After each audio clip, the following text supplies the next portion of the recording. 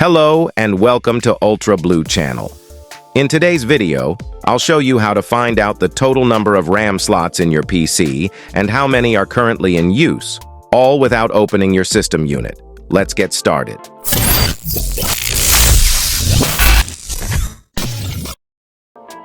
One, open the Start menu.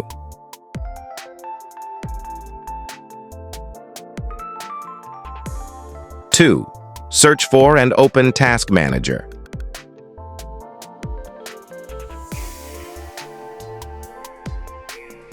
3.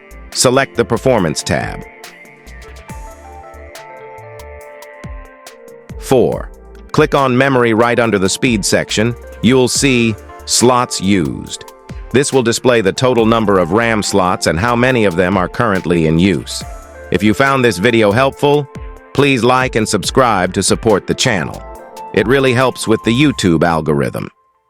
Thanks for watching, and I'll see you in the next video.